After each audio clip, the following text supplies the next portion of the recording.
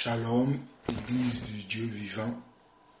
Shalom à mes frères et sœurs dans le monde entier. Et je profite de cette occasion pour saluer mes collègues, mes frères et les anciens prédicateurs de l'île de France.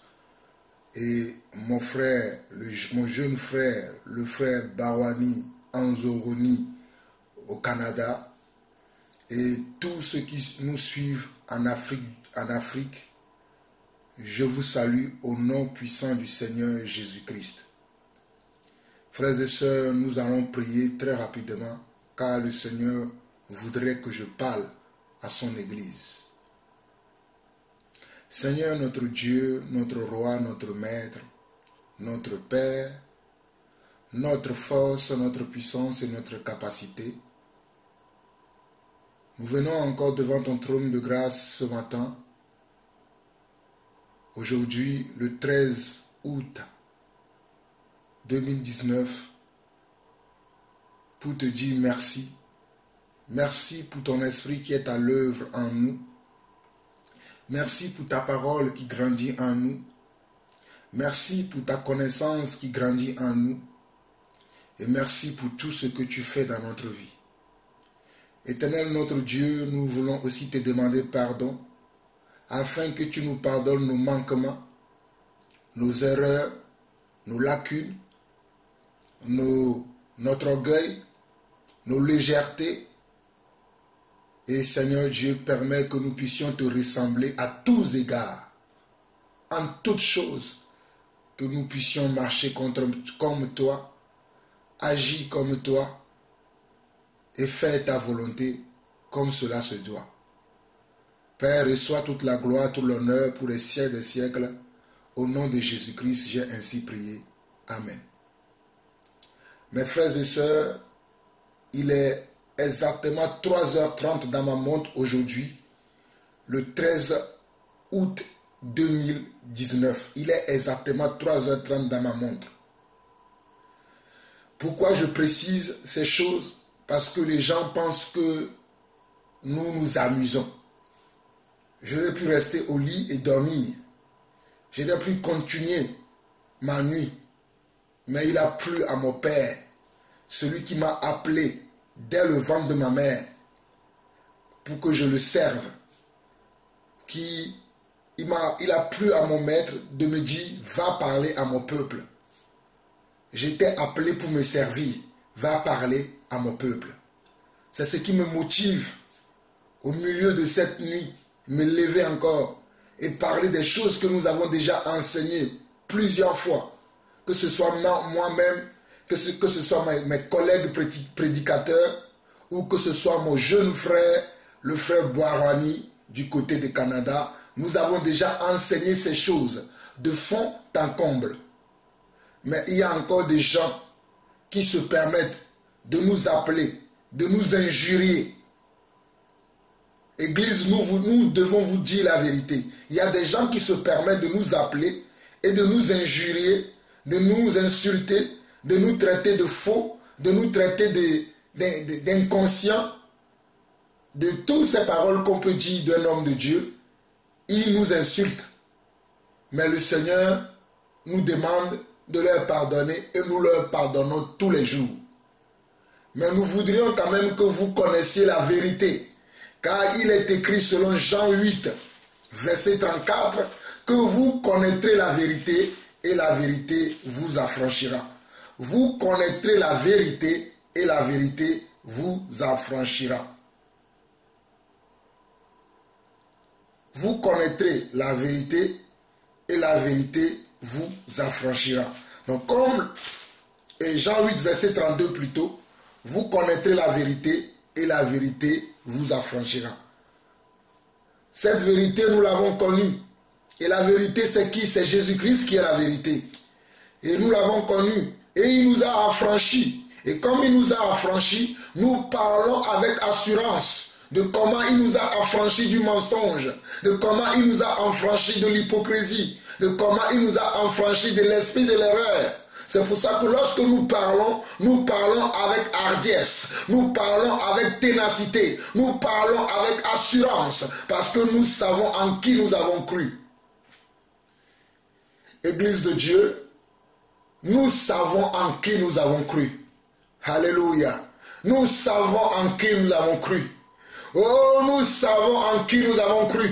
Il est le même hier, aujourd'hui et éternellement. Il est notre Dieu, il est notre Rédempteur, il est notre Créateur, il est la source de notre bénédiction. Il est la source, oh alléluia, de notre salut. Il est notre foi, il est notre capacité, il est notre force, il est notre puissance. Il est tout pour nous. C'est pour ça que nous parlons avec audace. Nous parlons en insistant parce que nous savons que bientôt, très bientôt, il reviendra pour chercher ceux qui ont cru en lui. Il reviendra pour chercher ceux qui ont aimé son avènement. Il reviendra pour chercher ceux qui ont eu foi en lui. Et nous espérons que comme nous-mêmes, nous avons foi en lui, que vous aussi qui nous suivez, vous avez foi en lui. Nous l'espérons et nous prions pour vous afin que tout écaille qui est encore dans vos yeux puisse tomber et que vous puissiez avoir la certitude de ce Jésus auquel vous croyez. Nous prions le Seigneur pour vous. Nous prions le Seigneur pour vous. Et frères et sœurs, j'aimerais encore ce matin, très rapidement, partager ce message que Dieu a mis dans mon cœur toute la nuit. Et il m'a dit maintenant, va parler à mon peuple. Va parler à mon peuple. Vous écoutez la voix de votre frère Jean-Paul Lawson. Je vous l'ai dit dans ma vidéo d'hier que vous savez que je n'aime pas faire les vidéos. Parce que ce n'est pas moi qui dois être sur l'estrade. Mais c'est le Dieu que je sais qui doit être sur l'estrade. Mais quelquefois, j'aime faire des vidéos afin que vous voyez mon visage, afin que vous voyez mes gestes et mimiques lorsque je parle de cet amour que Dieu a mis en moi pour que je puisse le servir dans les bons moments comme dans les mauvais moments. Mais pardonnez-moi de vous parler aujourd'hui par des audios. Que le Seigneur vous bénisse pour votre amour et pour votre compréhension. Alors, dans Jean chapitre 17, aujourd'hui, je vais commencer mon partage par Jean chapitre 17. Alléluia. Jean chapitre 17. Je ne vais pas être long, je vais être court, précis et concis selon ce que Dieu a mis dans mon cœur. Dans Jean chapitre 17, nous lisons du verset 1 au verset 6. C'est le verset 2, ou le verset 2 et 3 qui sont plus importants, mais je vais vous lire du verset 1 au verset 6.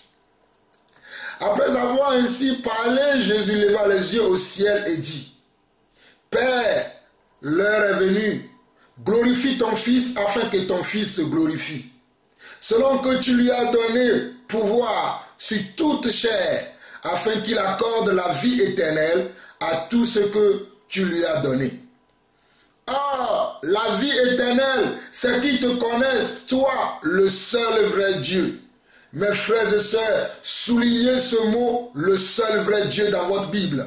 Soulignez ce mot, le seul vrai Dieu dans votre Bible. Verset 3. Or, la vie éternelle, c'est qu'ils te connaissent, toi, le seul vrai Dieu, et celui que tu as envoyé, Jésus-Christ. Je t'ai glorifié sur la terre. J'ai achevé l'œuvre que tu m'as donnée à faire. Et maintenant, toi, Père, glorifie-moi auprès de toi-même. Regardez, soulignez aussi ce mot auprès de toi-même. Et maintenant, Père, glorifie-moi auprès de toi-même de la gloire que j'avais auprès de toi avant que le monde soit. De la gloire que j'avais auprès de toi avant que le monde soit. J'ai fait connaître ton nom aux hommes que tu m'as donnés du milieu du monde.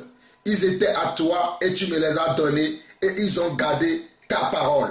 Soulignez encore, j'ai fait connaître ton nom aux hommes que tu m'as donnés du milieu du monde. Mes frères et sœurs, dans ce message de Jean chapitre 17, le verset 3, le Seigneur Jésus-Christ, notre Seigneur et notre Sauveur, dit, Or, la vie éternelle. Or, la vie éternelle, c'est qu'ils te connaissent, toi, le seul vrai Dieu, et celui que tu as envoyé, Jésus-Christ. Or, le seul vrai Dieu, et celui que tu as envoyé, Jésus-Christ, c'est qu'ils le connaissent. C'était le message que Jésus donne. Il dit, or, la vie éternelle. Or, la vie éternelle, c'est qu'ils te connaissent, toi, le seul vrai Dieu, et celui que tu as envoyé, Jésus-Christ. Ma question aujourd'hui, pour vous, mes frères et sœurs, c'est de savoir qui est le seul vrai Dieu aujourd'hui. Si nous ne nous posons pas les bonnes questions, nous n'aurons pas de bonnes réponses. Qui est le seul vrai Dieu aujourd'hui? Le seul vrai Dieu, il est où aujourd'hui? Qui est-ce que nous pouvons appeler le seul vrai Dieu aujourd'hui? Qui est-ce qui est le seul vrai Dieu aujourd'hui dans ton cœur? Toi qui m'écoutes, toi qui veux m'insulter, toi qui veux me tuer même. Qui est le seul vrai Dieu aujourd'hui? La parole est là pour nous aider. La parole est là pour nous aider. Regardons juste à côté de Jean chapitre 17, regardons Jean chapitre 16. Et Jean est un témoin oculaire de Jésus-Christ. J'ai l'habitude de dire que avant de croire à quoi que ce soit, j'aimerais croire à la parole de Dieu. À ceux qui ont été témoins avec Dieu. Ceux qui ont été avec Dieu, c'est eux qui nous ont laissé la parole de Dieu. Et aujourd'hui encore, Dieu nous ouvre les yeux à nous qui n'avons pas été avec lui, mais de comprendre ce qui s'est passé lorsque lui, il était sur terre. Ce qu'il a pu faire, c'est Dieu lui-même qui nous ouvre nos yeux afin que nous puissions comprendre cette parole qu'il a partagée avec ses disciples qu'il a choisis. Donc il vous ouvre également les yeux afin que vous connaissiez sa longueur, sa largeur, son carré, son diamètre, son périmètre, car c'est un Dieu qui est grandement, richement puissant. Donc Jean chapitre 16, nous allons prendre quelques versets en Jean chapitre 16. Nous prendrons Jean chapitre 16 et nous allons lire du verset 25 au verset 31. Jean chapitre 16, du verset 25 au verset 31. Je vous ai dit ces choses en parabole. Je vous ai dit ces choses en parabole. Je vous ai dit ces choses en parabole. L'heure vient où je ne vous parlerai plus en parabole, mais où je vous parlerai ouvertement du Père. Mes frères et sœurs, Jésus nous fait comprendre que lorsqu'il était sur terre et qu'il parlait, dans ses sermons, dans son discours, il parlait beaucoup en parabole. Il parlait un langage codé. Et ce langage-là, il n'y a que à ceux qu'il a ouvert les yeux, il n'y a que à ceux qu'il a ouvert l'esprit qui pouvaient comprendre son langage. Basé sur ce message que je viens de vous lire en Jean chapitre 16, le verset 25, Jésus nous fait comprendre que lorsqu'il était sur terre, lorsqu'il parlait à la foule, il parlait à ses disciples, il parlait dans les temples, dans les synagogues, dans des villes, en allant de ville en ville, de village en village, il nous fait comprendre qu'il parlait comment? En parabole. Donc toi qui t'assois dans ton salon et que tu lis la Bible, si tu lis la Bible comme un roman, sache qu'il y a des parties de la Bible que tu lis qui sont des paraboles dont tu as besoin que le Seigneur t'explique, qu'il vienne te décoder ces paraboles afin que tu comprennes de quoi s'agit-il. Ne te dis pas simplement, bon, il est écrit qu'il a dit ça. Non, il faut qu'il t'ouvre les yeux. Je vous l'ai dit dans ma première vidéo que j'ai fait hier, dans laquelle j'ai dit, lorsque la Bible dit que Jésus est fils de David, est-il aussi Dieu le Père? Je vous ai posé la question.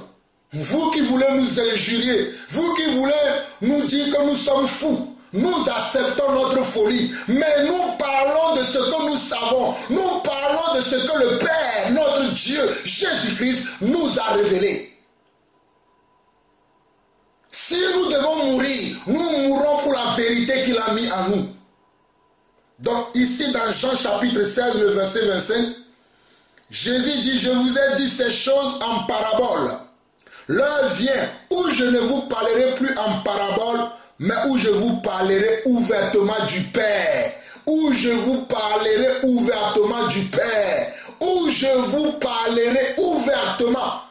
Non plus en parabole, non plus en langage codé, mais je vous parlerai ouvertement de qui est le Père. Puisque aujourd'hui il est question de savoir si Jésus-Christ est Dieu le Père, nous allons parler ouvertement comme notre Maître, notre Dieu lui-même l'a révélé à son Église.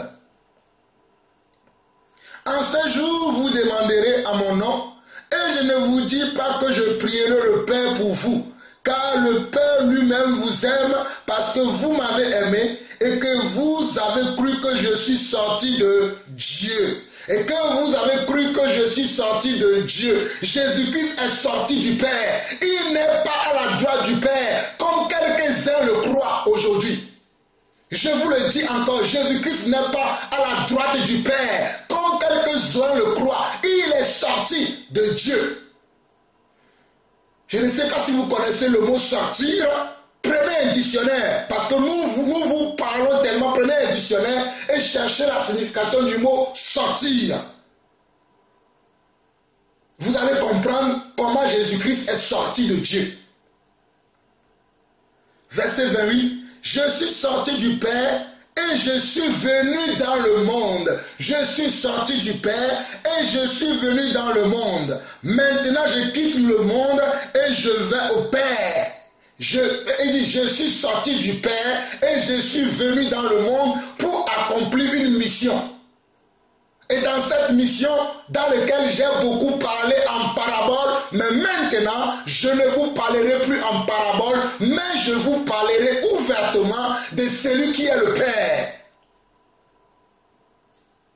Ses disciples lui disent, verset 29, voici maintenant tu parles ouvertement et tu n'emploies aucune parabole. Ses disciples lui disent, voici maintenant tu parles ouvertement et tu n'emploies aucune parabole. Maintenant, nous savons que tu sais toutes choses et que tu n'as pas besoin que quelqu'un t'interroge. Maintenant, nous savons, les disciples, c'est-à-dire Jean, Pierre, Jacques, Jude, Philippe, pour ne citer que ceux-là, ont compris maintenant que il est sorti de comment? Qu'il est sorti de Dieu. Je relis le passage tel qu'il est écrit. Maintenant nous savons, nous sommes dans Jean 16, verset 30 qui dit, maintenant nous savons que tu sais toutes choses et que tu n'as pas besoin que quelqu'un t'interroge. C'est pourquoi nous croyons que tu es sorti de Dieu. C'est pourquoi nous, les apôtres, nous savons que tu es sorti de Dieu. C'est pourquoi nous, les apôtres que tu as choisis, nous savons que toi, Jésus-Christ de Nazareth, toi, le fils de David, selon la chair, toi, le fils de Marie, selon la chair, toi, le fils de Champatier, selon la chair, nous savons que toi, qui nous parle, que tu es fils de Dieu. Ou bien que tu... C'est ce qu'il dit ici. Que tu es fils de Dieu. Et nous savons que tu es sorti de Dieu. C'est ce que les apôtres ont dit. Les apôtres ont dit que maintenant nous savons que tu sais toutes choses et que tu n'as pas besoin que quelqu'un t'interroge.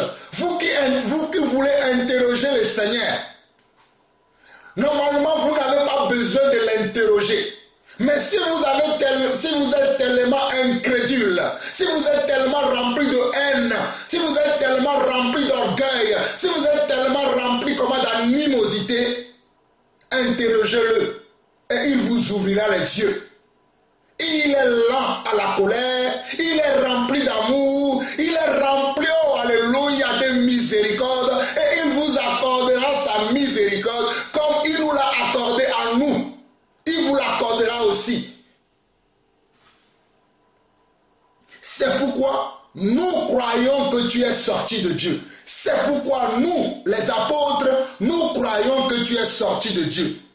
Jésus leur répondit, vous croyez maintenant. Jésus leur répondit au verset 31, vous croyez maintenant. Je reviens dans Jean chapitre 17. Mais regardez ici ce que les apôtres ont dit.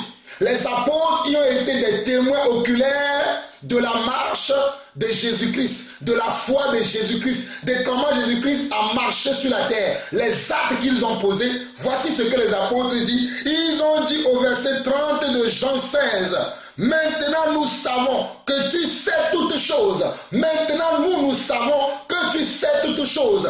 Donc c'est Jésus-Christ qui sait toutes choses, même les choses que nous ne comprenons pas, que nous n'arrivons pas à décortiquer aujourd'hui, que nous n'arrivons pas à assimiler, que nous n'arrivons pas à comprendre, lui il le sait. Donc c'est lui qui est la vérité. Alléluia. C'est lui que nous devons consulter. Si vous voulez consulter quelqu'un, ne consultez pas ni Jean-Paul Lawson. Car qui est Jean-Paul Lawson si ce n'est pas grâce que Jean-Paul Lawson vient devant vous pour vous parler? Mais consultez le roi des rois, consultez l'agneau de Dieu, consultez l'agneau immolé, consultez l'ancien des jours, alléluia, consultez les rejetons de David, oh, alléluia, consultez les rejetons de David, consultez l'ancien des jours, consultez le Shabbat. Il a aussi notre Shabbat si vous ne le savez pas. Oh, il a tout, il a tout, il a tout ce Dieu-là. Ce Dieu que nous vous présentons, c'est lui, le Dieu véritable et la vie éternelle. Consultez-le. Alors, Jésus nous dit en Jean chapitre 16, verset 30, maintenant, nous savons que tu sais toutes choses et que tu n'as pas besoin que quelqu'un t'interroge. C'est pourquoi nous croyons que tu es sorti de Dieu. Donc en Jean chapitre 17, je vais vous lire le verset 17. Jean chapitre 17, le verset 17. Il dit, sanctifie-les par ta vérité. Ta parole est la vérité. Jésus qui est la parole, lui-même il va prier. Il va dire encore, sanctifie-les par ta vérité. Ta parole est la vérité. Y a-t-il pas une confusion si nous voulons prendre cette parole à la lettre? Je vous ai fait comprendre selon Apocalypse chapitre 19, le verset 11 à 16, que Jésus-Christ lui-même est la parole de Dieu. Il est le roi des rois et le seigneur des seigneurs. Mettons un doigt là-bas. Nous allons voir ça tout rapidement. Apocalypse chapitre 19, nous allons voir le verset 11 au verset 16. Apocalypse chapitre 19, le verset 11 et le verset 16. Puis je vis le ciel ouvert, et voici parut un cheval blanc. Celui qui le montait s'appelle fidèle et véritable, et il juge et combat avec justice.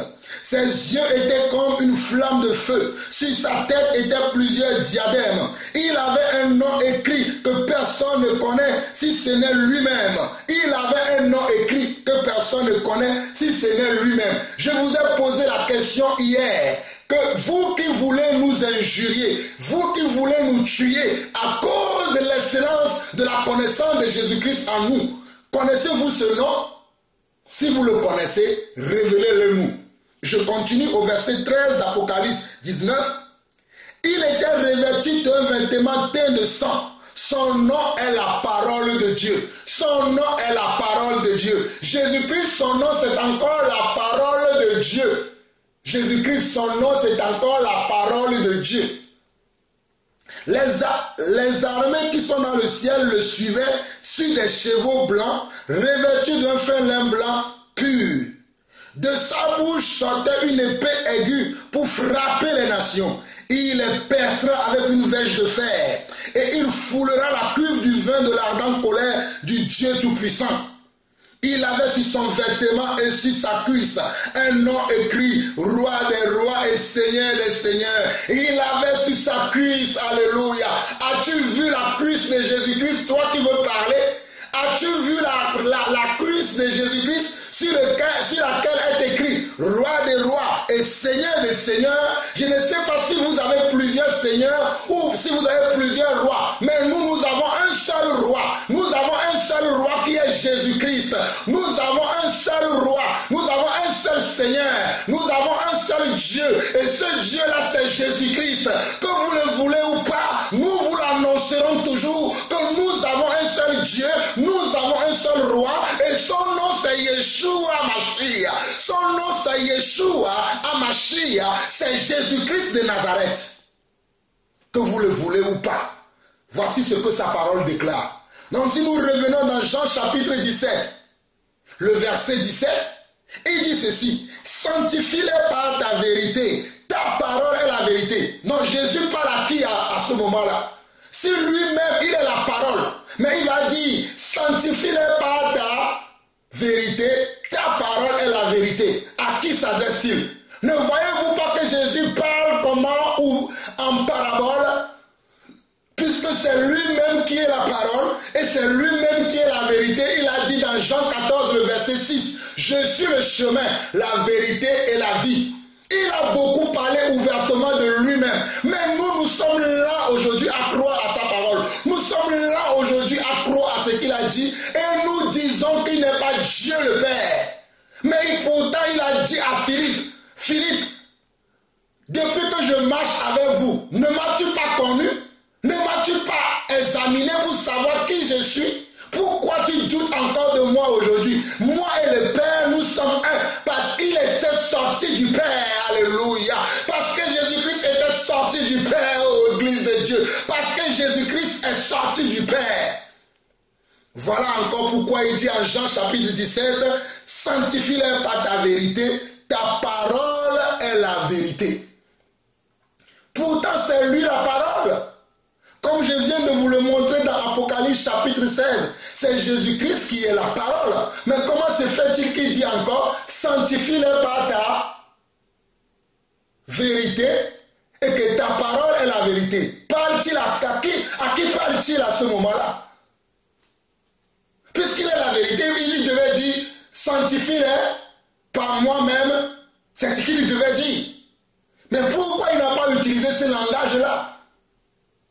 Ou bien je vous sanctifie car je suis la vérité. Il pouvait aussi employer ces termes-là. Mais pourquoi ne l'a-t-il pas employé? Il dit sanctifie-les par ta vérité. Ta parole est la vérité.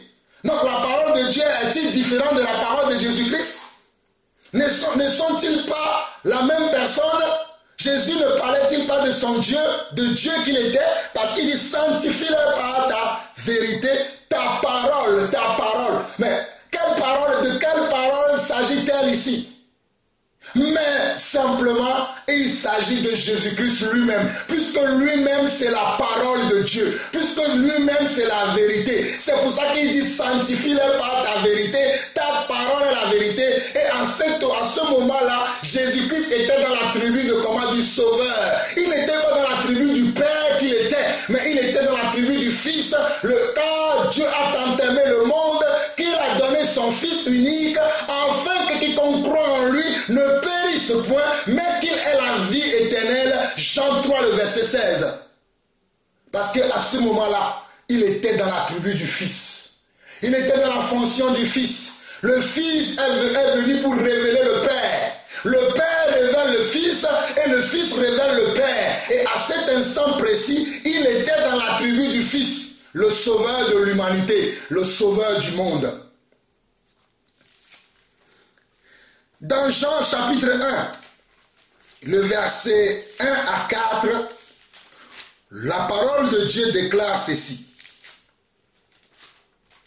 Au commencement était la parole, et la parole était avec Dieu, et la parole était Dieu. Elle était au commencement avec Dieu. Donc la parole n'était pas au commencement avec quelqu'un d'autre. La parole était dans la bouche de Dieu. Si vous ne le savez pas, c'est ce que cela veut dire. Au commencement était la parole. Et la parole était avec Dieu. Donc la parole était avec Dieu. Ça veut dire que la parole était dans Dieu lui-même. Et la parole était Dieu. Et même cette parole, c'est elle qui est Dieu. Elle était au commencement avec Dieu. Elle n'a jamais quitté Dieu. Elle était au commencement avec Dieu. Elle était Dieu. Et c'est elle qui est Dieu. Alléluia. Nous bénissons le Seigneur pour cette parole. Au verset 3, toutes choses ont été faites par elle et rien de ce qui a été fait n'a été fait sans elle. En elle était la vie et la vie était la lumière des hommes. En elle était la vie. Où se trouve trouve la vie? La vie se trouve dans la parole de Dieu. Où se trouve dans la vie? La vie se trouve dans la parole de Jésus-Christ. Où se trouve la vie? La vie se trouve dans la vérité. Et la vérité, c'est la parole de Dieu. C'est pour ça que nous comprenons Jean 8, verset 32, qui dit que vous connaîtrez la vérité et la vérité vous affranchira. Nous sommes affranchis de l'esprit de l'erreur. Et nous prions que vous aussi vous soyez affranchis de l'esprit de l'erreur. Nous prions pour que vous qui nous suivez, vous qui nous écoutez, que vous aussi vous soyez affranchis de l'esprit de l'erreur. Car l'heure est venue que nous puissions comprendre la vérité de Dieu. Et la vérité, il y en a une seule. Il n'y en a pas deux, il n'y en a pas trois, il n'y en a pas quatre. Il y a une seule vérité. Alléluia. Et cette vérité, c'est les Écritures. Vous connaîtrez la vérité et la vérité vous affranchira. Non, dans Jean 1, le verset 3, toutes choses ont été faites par elle. Et rien de ce qui a été fait n'a été fait sans elle. En elle était la vie, et la vie était la lumière des hommes. Et la vie était la lumière des hommes. Verset 5, la lumière luit dans les ténèbres, et les ténèbres ne l'ont pas reçue. La lumière, c'est qui la lumière? La lumière, c'est Jésus-Christ. Les ténèbres, c'est qui? C'est nous les hommes, et nous ne le recevons pas. Regardez, la parole, elle est claire. Comprenez le sens des Écritures. La lumière, c'est qui? La lumière, c'est Jésus-Christ. Les ténèbres, c'est qui? C'est nous qui sommes remplis de péché, d'iniquité, qui sommes remplis de l'esprit de l'erreur, qui sommes remplis du monde, et nous ne le recevons pas. Et comme il est dit dans ce verset 5, la lumière luit dans les ténèbres, et les ténèbres ne l'ont point reçu. Il y eut un homme envoyé de Dieu, son nom était Jean. Il vint pour servir de témoin, pour rendre témoignage à la lumière. Il y eut un homme, il y avait un homme sur terre qui était Jean, dont le prophète Ésaïe a prophétisé dans Ésaïe chapitre 4 par là, ou Ésaïe chapitre 9.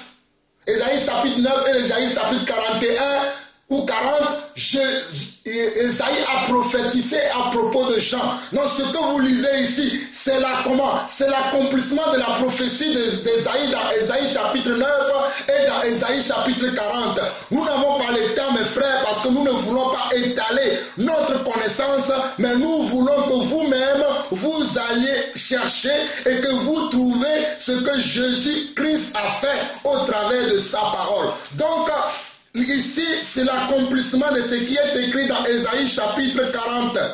Ésaïe chapitre 40 a parlé de Jésus-Christ, qu'il y aura quelqu'un qui va le dévancer, qui va parler de lui. Donc je vais vous lire rapidement Ésaïe 40 et nous allons lire à partir du verset 3 qui dit: une voix crie, préparez au désert le chemin de l'Éternel, aplanissez dans les lieux arides une route pour notre Dieu. Que toute vallée soit exaucée, que toute montagne et colline soient abaissées, que les coteaux se changent en plaine et les défilés étroits en vallons. Alors la gloire de l'Éternel sera révélée et au même instant toute chair la verra, car la bouche de l'Éternel a parlé. Car la bouche de l'Éternel a parlé. Mes frères, je ne vais pas tellement beaucoup durer dans cet enseignement. Vous-même méditez Ésaïe 40 et je vous assure que Jean chapitre 1, le verset 6 à 9 était quoi? Est l'accomplissement d'Ésaïe 40 que je viens de vous lire. Vous qui êtes là à croire à la parole de Dieu, Ésaïe chapitre 40 est l'accomplissement de Jean chapitre 1, le verset 6 à 9. Donc j'avance dans le verset 6 jusqu'à la suite. Il y eut un homme envoyé de Dieu, son nom était Jean. Il vint pour servir de témoin, pour rendre témoignage à la lumière, afin que tous croient par lui. Il n'était pas la lumière, mais il parut pour rendre témoignage à la lumière. Cette lumière était la véritable lumière qui, en venant dans le monde, éclaire tout homme. Quelle est cette lumière? Cette lumière qui est Jésus-Christ, c'est lui en venant dans le monde qui éclaire tout homme. Donc s'il ne t'a pas éclairé, tu demeures encore dans les ténèbres. Voilà pourquoi beaucoup demeurent dans les ténèbres et qu'ils veulent nous assassiner. Parce qu'ils sont dans les ténèbres. L'amour du Père n'est pas en eux. L'amour de la vérité n'est pas en eux. Ils graissent leurs dents contre nous. Ils font des prières dans les lieux secrets pour que nous mourions. Mais nous ne mourions pas. Nous vivrons et nous raconterons les œuvres Notre vie est entre ses mains. Nos vies sont dans ses mains. Vous ne pouvez rien contre la vérité. Paul l'a dit, nous n'avons aucune force contre la vérité. La vérité, elle triomphe toujours. Au verset 10 de Jean, chapitre 1, elle était dans le monde et le monde a été fait par elle. Elle était dans le monde et le monde a été fait par elle. Vous qui êtes là à croire, la vérité là que Jésus a parlé dans Jean chapitre 17, où il a dit, Jean chapitre 17, verset 17, c'est facile à retenir. Jean 17, verset 17, Jean 17, verset 17 qui dit, sanctifie-les par ta parole est la vérité. C'est elle qui dit encore ici dans Jean 1, verset 10, qu'elle était dans le monde et le monde a été fait par elle. Mais est-ce que Jésus-Christ n'est-il pas venu dans le monde et que les hommes l'ont vu parler, manger du poisson, boire du vin, faire des miracles de vin, guérir les malades, ressusciter les morts, guérir les lépreux, les boiteux, tout ça là? N'a-t-il pas fait toutes ces choses sur terre? C'est pour ça que la parole dit qu'elle était dans le monde. C'est pour ça que le témoin Jean va écrire qu'elle était dans le monde et le monde a été fait par elle et le monde ne l'a point connu. Le monde a refusé de le connaître. Comme aujourd'hui, beaucoup refusent aussi de le connaître. Beaucoup refusent de le connaître. Mes frères et sœurs, je vous assure que la personne peut avoir une chaîne de télévision qui émet par satellite dans le monde entier. Ne pensez pas que c'est parce que quelqu'un a une chaîne de télévision satellite qui émet dans le monde entier que tout ce qu'il vous dit est de la vérité. Je vous le dis encore aujourd'hui. Ne pensez pas que quelqu'un a une télévision ou bien il a une chaîne satellite. Il se lève le matin, il peut l'ouvrir. Vous pouvez écouter les messages qu'il prêche. Mais ce n'est pas parce que la personne a une chaîne de télévision que tout ce qu'il raconte, ou bien ce n'est pas parce que la personne a une église de 20 000 membres, de 100 000 membres, de 200 000 membres, comme ceux-là qui ont des chaînes de télévision, qui ont 200 000 membres, 3 millions de membres d'abonnés, 4 milliards d'abonnés, 100 milliards d'abonnés, que tout ce qui sort de leur bouche, c'est la vérité. Je vous le dis aujourd'hui, vous serez étonnés ce jour-là, lorsque notre Seigneur que nous servons dans les larmes, va vous dire que vous n'avez pas cru à sa parole, mais je vous ai envoyé mes apôtres qui vivent encore sur terre. Je vous ai envoyé mes prophètes qui vivent encore sur terre. Je vous ai envoyé mes évangélistes qui vivent encore sur terre. Je vous ai envoyé mes docteurs qui vivent encore sur terre. Je vous ai envoyé mes pasteurs qui vivent encore sur terre. Mais vous les avez tués, vous les avez rejetés, vous avez préféré croire à l'esprit de l'erreur. C'est ce que Jésus-Christ que je sais vous dira, car il me l'a révélé. Nous parlons de ce que nos yeux ont vu et de ce que nos oreilles ont entendu. Nous ne venons pas ici pour raconter des histoires. Laissez ceux-là qui veulent raconter des histoires. Mais nous vous parlons de Dieu. Car Dieu, il a plu à notre Dieu de nous ouvrir l'esprit afin que nous comprenions sa pensée, afin que nous comprenions sa parole. C'est pour ça que nous parlons avec audace, parce que nous savons de qui nous parlons. Regardez Jean chapitre 1, le verset 10 qui dit, elle était dans le monde et le monde a été fait par elle. Et le monde a été fait par elle. Et le monde ne l'a point connue. Elle est venue chez les siens et les siens ne l'ont point reçue. La parole est venue chez les siens et les siens ne l'ont point reçue. La parole est venue chez les siens et les siens ne l'ont point reçue. Mais au verset 12, il dit quelque chose qui est important au verset 12. Il dit, mais à tous ceux qui l'ont reçu, à ceux qui croient en son nom, elle a donné le pouvoir de devenir enfants de Dieu, lesquels sont nés non du sang, ni de la volonté de la chair, ni de la volonté de l'homme, mais de Dieu.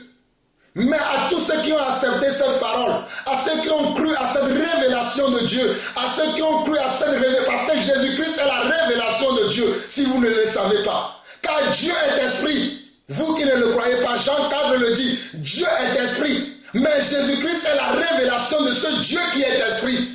Jésus-Christ est la révélation. Je le répète encore ce mot pour vous. Puisque vous êtes là à croire, nous utilisons toutes les méthodes qui peuvent vous faire comprendre la parole. Je dis que Jésus-Christ est la révélation de Dieu. Jésus-Christ révèle Dieu le Père.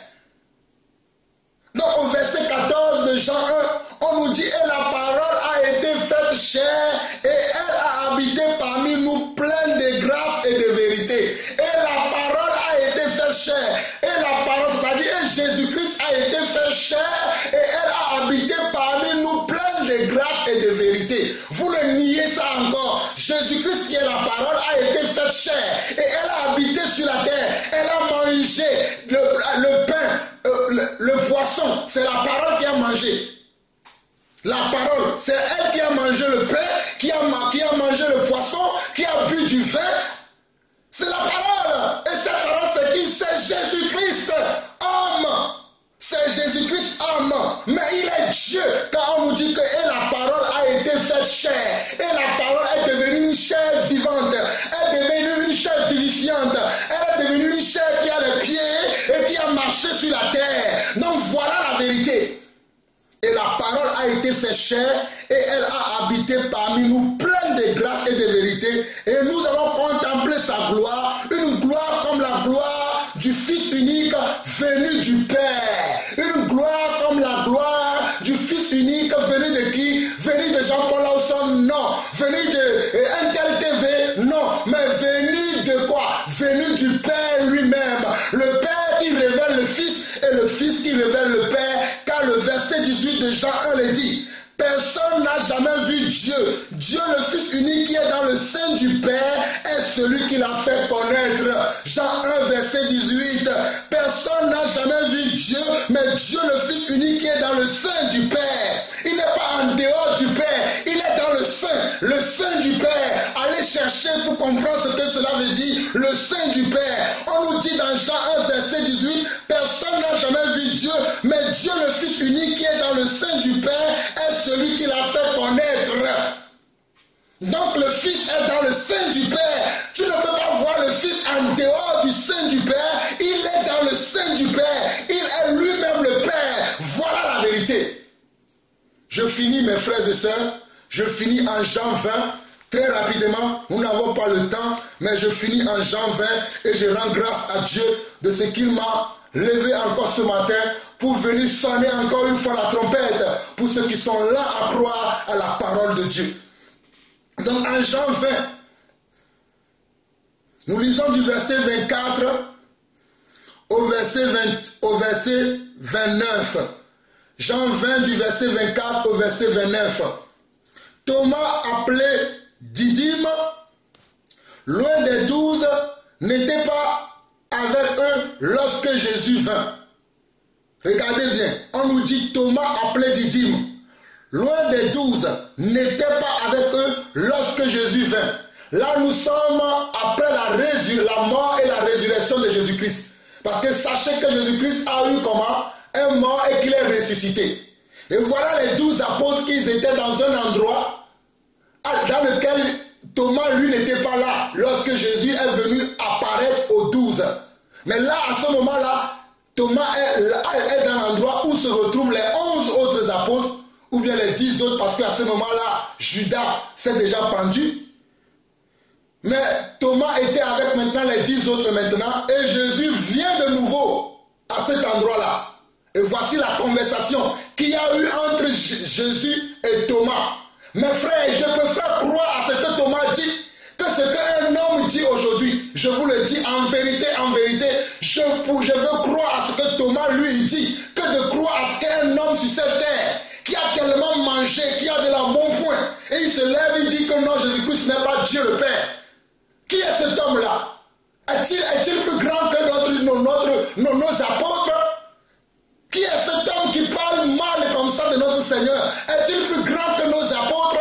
Est-il plus grand que Pierre? Est-il plus grand que Paul? Est-il plus grand que Jean? Est-il plus grand que Thomas? Et Thomas, voici ce que Thomas dit. Écoutez-moi très bien. Nous parlons ouvertement de ce que nous savons. Écoutez-moi très bien maintenant. Regardez la conversation qu'il y a eu entre Jésus et Thomas. Thomas, appelé Didyme, loin des 12, n'était pas avec eux lorsque Jésus vint.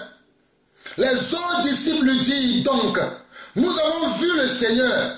Mais il leur dit, avons-nous combien de seigneurs aujourd'hui? Combien de seigneurs avons-nous aujourd'hui? On nous dit lorsqu'ils sont les disciples, dans Jean 20, le verset 25, les autres disciples lui disent, toi qui étais absent lorsque nous l'avons vu la première fois, il lui dit, nous avons vu le Seigneur. Mais il leur dit, si je ne vois dans ses mains les marques des clous, et si je ne mets pas mon doigt dans la marque des clous, et si je ne mets pas ma main dans son côté, je ne croirai point. Voici ce que Thomas a dit. Thomas a dit, vous l'avez vu, d'accord. Mais moi, il faut que moi aussi je le voie et que je mette mon doigt dans là où il a été percé, là où il a été comment? Il a été cloué à la croix. Il faut que je mette mes mains là-bas et moi aussi je croirai comme vous. Ok. Au verset 26, 8 jours après, les disciples de Jésus étaient de nouveau dans la maison. Et Thomas se trouvait avec eux. Maintenant, Thomas n'est plus absent. Et Jésus veut comment? Jésus veut comment? Jésus veut exaucer son vœu, son désir de pouvoir le voir lui-même et de mettre son doigt dans là où il a été placé. Jésus veut maintenant l'exaucer. Suivez la lecture de la parole. Verset 26 de Jean 20.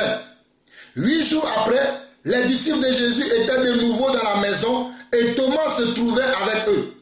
Jésus vint, les portes étant fermées, se présenta au milieu d'eux et dit, la paix soit avec vous. Regardez, Jésus vient, les portes de la maison dans laquelle ils étaient, les portes étaient fermées. Mais Jésus, lui, il est passé au-delà des portes et il vint et il leur dit que la paix, le shalom, soit avec vous. La paix de Dieu, le shalom de Yeshua Mashiach, qu'il soit avec vous. Et il dit au verset 27, puis il dit à Thomas, Jésus était-il là lorsque Thomas avait parlé? Jésus n'était pas là, mais Jésus connaissait la pensée du cœur de Thomas. Voilà la vérité. Jésus n'était pas là lorsque Thomas a émis ses doutes. Lorsque Thomas a émis ses questionnements, Jésus n'était pas là. Mon Seigneur et mon Sauveur, que je sais dans les pleurs. Vous ne savez pas comment nous plairons pour la vérité que nous prêchons. Vous ne le savez pas, mais vous voulez nous tuer. Tuez-nous si vous voulez. Puis il dit à Thomas, verset 27, puis il dit à Thomas, avance ici ton doigt et regarde mes mains. Avance aussi ta main et mets-la dans mon côté. Et ne sois pas incrédule, mais crois. Regardez ce que Jésus a dit à Thomas. Regardez bien. Jean chapitre 20, le verset 27. Puis il dit à Thomas, avance ici ton doigt et regarde mes mains. Avance aussi ta main et mets-la dans mon côté. Et ne sois pas incrédule, mais crois. Oh, alléluia. Seigneur, beaucoup sont encore incrédules aujourd'hui. Nous prions, Papa, afin que tu leur ouvres les yeux. Oh, Papa, beaucoup sont encore dans l'incrédulité, dans une grande incrédulité de qui tu es, de ce Dieu merveilleux que tu es, de ce puissant Dieu que tu es, de ce grand Dieu que tu es. Mais Seigneur, fais, oh, alléluia, accorde ta grâce, accorde ta miséricorde, accorde ta grâce, accorde ta miséricorde à tous ceux-là qui ne connaissent pas ce que tu es véritablement, afin qu'ils te connaissent, toi le seul vrai Dieu. C'est toi qui es notre Dieu.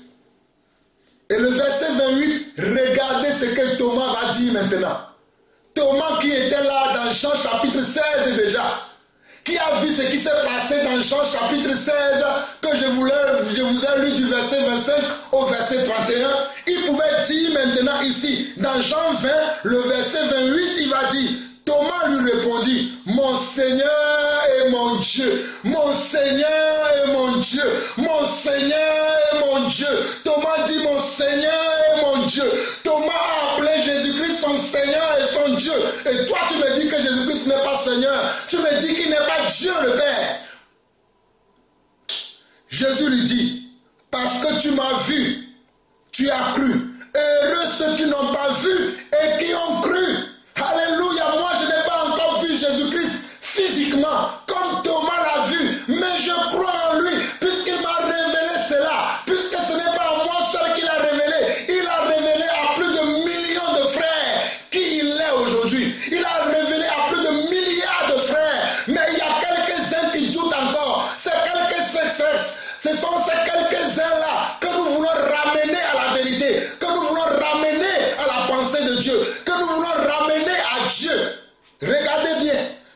lui dit au verset 29, au verset 28 de Jean 20, Thomas lui dit, mon Seigneur et mon Dieu.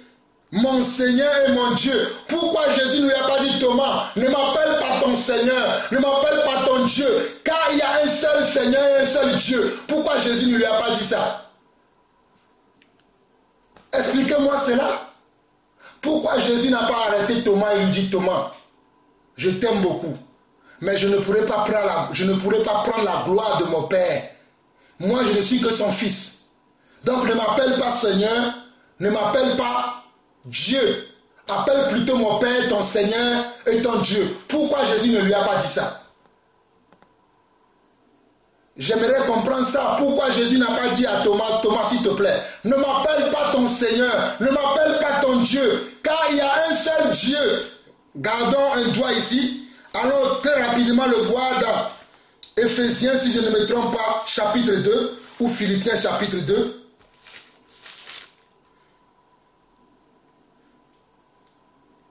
Non, c'est plutôt Éphésiens, chapitre 4. Chapitre 4, Éphésiens, chapitre 4. Nous lisons à partir du verset 4 au verset 6. Il dit, il y a un seul corps et un seul esprit. C'est-à-dire, il y a un seul corps. Un seul corps veut dire, il y a une seule église. Le corps, c'est l'église. Il y a une seule église. Il y a un seul corps et un seul esprit. Comme aussi vous avez été appelés à une seule espérance par votre vocation. Nous avons été appelés à une seule espérance. Nous n'avons pas plusieurs espérances, mais nous avons une seule espérance. Cette espérance, c'est quoi? C'est que nous savons qu'à la voix de la dernière trompette, à la voix de la dernière trompette, à un signal donné, oh, Jésus-Christ va revenir, et les morts en Christ ressusciteront en premier, et nous, les vivants, qui seront restés, nous irons à la rencontre de notre Seigneur dans les airs. Voilà la seule espérance que nous avons. À la dernière trompette qui retentira, les morts en Christ ressusciteront premiers, et nous les vivants qui serons restés, nous irons à la rencontre de notre Seigneur dans les airs. Maintenant le verset 5, regardez ce que Éphésiens 4 nous révèle. Il y a un seul Seigneur. Waouh! Il y a un seul Seigneur, une seule foi, un seul baptême. Il y a un seul. Pas deux seigneurs, pas trois seigneurs, pas quatre seigneurs, pas cinq seigneurs, mais il y a un seul. Il y a un seul qui est Seigneur dans les cieux. Il ne peut pas avoir deux seigneurs dans les cieux. Un grand Seigneur et un petit Seigneur. Cela est faux. Détruisez ce raisonnement dans votre tête. Détruisez cet enseignement dans votre cœur. Il n'y a pas un grand Seigneur et un petit Seigneur dans le ciel. Mais il y a un seul Seigneur dans le ciel. Jésus-Christ, c'est lui seul qui est le Seigneur dans le ciel. Celui qui vous a enseigné cet enseignement-là, il est frappé d'égarement. N'écoutez pas ce que l'on vous dise, que non, qu'il y a deux dieux au ciel, un Dieu et un autre assis à sa droite. Non, il y a un seul Dieu qui est assis au ciel. Voilà la vérité. Il y a Éphésiens 4, le verset 5 qui dit, il y a un seul Seigneur, une seule foi, un seul baptême. Et au verset 6, il dit, un seul Dieu et Père de tous, qui est au-dessus de tout, et parmi tous, et en tous. Éphésiens chapitre 4, le verset 5 et le verset 6 dit ceci. Il y a un seul Seigneur, une seule foi, un seul baptême, mais c'est le mot un seul Seigneur que je viens vous révéler, que dans le ciel, vous ne verrez pas deux seigneurs, vous ne verrez pas trois seigneurs, vous ne verrez pas quatre seigneurs, vous verrez un seul Seigneur, Jésus-Christ. Le verset 6 dit, Éphésiens 4, verset 6 dit, un seul Dieu et Père de tous, qui est au-dessus de tout et parmi tout et en tous. Donc, dans le ciel, nous verrons un seul Dieu. Nous ne verrons pas Jésus-Christ Dieu et Jésus-Christ le Fils. Non, nous verrons un seul Dieu. Nous verrons un seul, only one, disent les Anglais. Nous verrons un seul, only God. Nous verrons un seul, only God. Nous verrons un seul Seigneur dans le ciel. C'est pour cela que Thomas va dire dans Jean chapitre 20, le verset 28 au verset 29, Thomas lui répondit, mon Seigneur et mon Dieu. Dans Jean chapitre 20, le verset 28, Thomas a reconnu son Seigneur. Et il va dire, mon Seigneur et mon Dieu, mon Seigneur et mon Dieu, mon Seigneur et mon Dieu, mon Seigneur et mon Dieu, mon Seigneur et mon Dieu, mon Seigneur et mon Dieu, mon Seigneur et mon Dieu, mon Seigneur et mon Dieu, mon Seigneur et mon Dieu, mon Seigneur et mon Dieu, mon Seigneur et mon Dieu, mon Seigneur et mon Dieu, mon Seigneur et mon Dieu, Yeshua, Yeshua, mon Seigneur et mon Dieu, mon Seigneur et mon Dieu, Yeshua, Yeshua, mon Seigneur et mon Dieu, mon Seigneur et mon Dieu, mon Seigneur et mon Dieu, Yeshua, mon Seigneur et mon Dieu, mon Seigneur et mon Dieu. Notre Seigneur et notre Dieu, c'est Yeshua HaMashiach. Notre Seigneur et notre Dieu, c'est Yeshua HaMashiach. Il est le seul Dieu vivant. Il est le Dieu véritable et la vie éternelle. Je vais finir maintenant à 1 Jean, chapitre 5. Je finis, mes frères et sœurs, je finis dans 1 Jean, chapitre 5. 1 Jean, chapitre 5, le verset 20. Je vais finir là aujourd'hui, 1 Jean, chapitre 5, le verset 20 qui dit ceci. Nous savons aussi que le Fils de Dieu est venu et qu'il nous a donné l'intelligence pour connaître le véritable. Nous savons que le Fils de Dieu est venu. Nous savons que le Fils de Yeshua Mashiach est venu. Nous savons que le Fils de Yeshua est venu. Nous savons que le Fils d'Adonai est venu. Nous savons que le Fils de l'Éternel est venu. Nous savons que le Fils de l'Ancien des jours est venu. Nous savons que le Fils de Alléluia, de l'Alpha et l'Oméga est venu. Et il nous a donné l'intelligence. Il nous a donné l'intelligence pour connaître le véritable. Il nous a donné l'intelligence pour connaître le véritable. Et nous sommes dans le véritable en son Fils Jésus-Christ. Nous sommes dans le véritable. Nous sommes dans le véritable. Nous ne sommes pas dans l'erreur. Nous ne sommes pas dans l'esprit de l'égarement, mais nous sommes dans le véritable.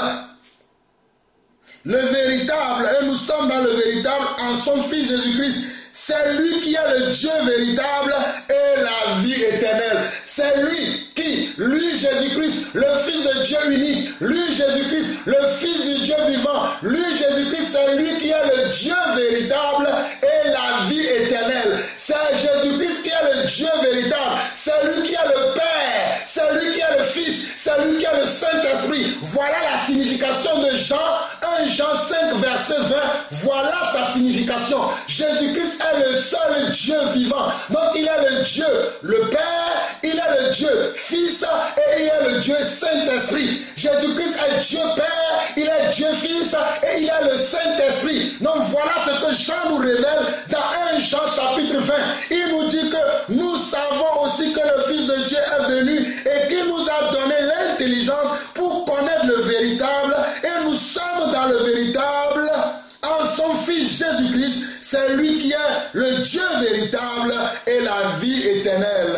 Oh mes frères et sœurs, soyez bénis de la part de notre Dieu, que son amour augmente dans nos cœurs, que sa vie augmente dans nos cœurs et que nous puissions reconnaître que c'est lui qui est le Dieu véritable et la vie éternelle. Shalom, shalom et shalom.